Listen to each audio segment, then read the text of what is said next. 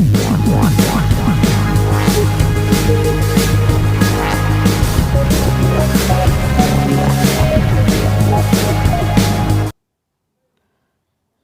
स्वामी समर्थ। तर पहा, लाडक्या बहिणींसाठी खूप खूप महत्त्वाची अपडेट या ठिकाणी आपल्याला आलेली आहे।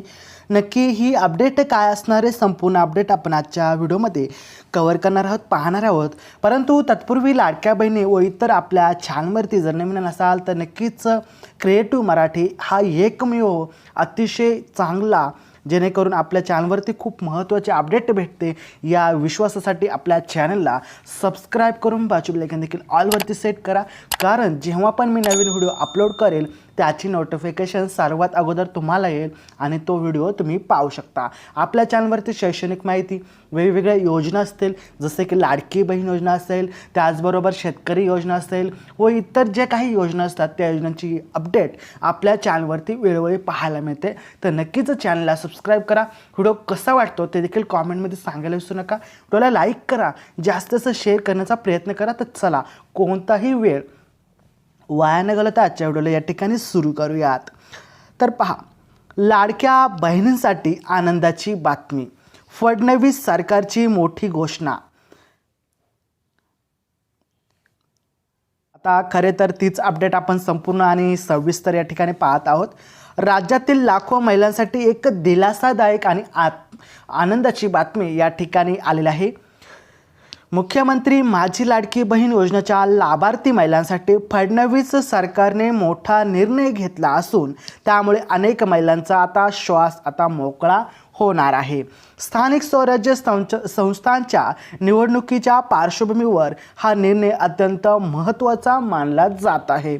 आता तो निर्णय नेमका काय आहे, लाडक्या बहिणींचे पैसे तरी केव्हा येणार, अनेकांचे जे प्रश्न आहेत त्या प्रश्नांचे उत्तर देखील याच ठिकाणी तुम्हाला समजणार आहेत।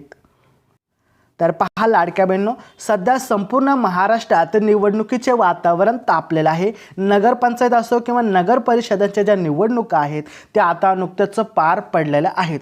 परंतु जानेवारी 2026 मध्ये महानगरपालिकेच्या निवडणुका ज्या होणार आहेत त्या 15 जानेवारी रोजी मतदान, तर 16 जानेवारी रोजी निकाल जाहीर होणार आहे। या पार्श्वभूमीवर महायुती सरकारने लाडक्या बहिणींसाठी एक दिलासादायक पाऊल उचललेलं आहे, आनंदाची बातमी दिलेली आहे। ती आनंदाची बातमी या ठिकाणी आपण पाहत आहोत। तरीही राज्यातील मोठ्या प्रमाणावर महिलांची KYC प्रक्रिया ही अपूर्ण असल्याचे समोर आलेले आहे। अंदाजे 45 लाखाहून अधिक लाभार्थी महिलांची eKYC अद्याप बाकी आहे, म्हणजेच eKYC अजूनही केली नाही। तुम्ही जर eKYC केली नसेल तर लवकरात लवकर eKYC करून घ्या। eKYC कशी करायची सहज आणि सोप्या रीतीने आपल्या चॅनलवरती व्हिडिओ अपलोड केलेला आहे। तो व्हिडिओ पाहून तुम्ही अगदी सोप्या पद्धतीने eKYC करू शकता आपल्या स्वतःच्या मोबाईलवरती, कुठे न जाता, कोणालाही पैसे न देता।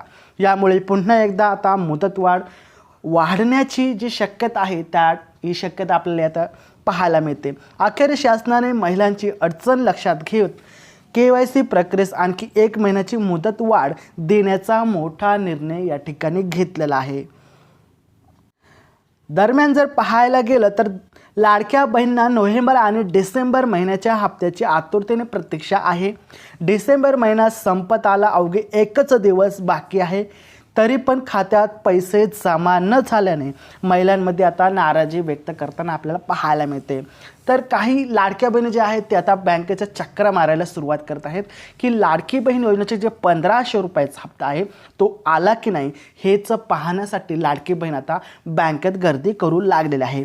तर पहा, मात्र महिला व बालविकास विभागातील अधिकाऱ्यांकडून दिलेली माहितीनुसार नोव्हेंबर डिसेंबर या दोन्ही महिन्यांचे पैसे म्हणजेच एकत्रित 3000 रुपये जमा होण्याची शक्यता या ठिकाणी नोंदवली आहे।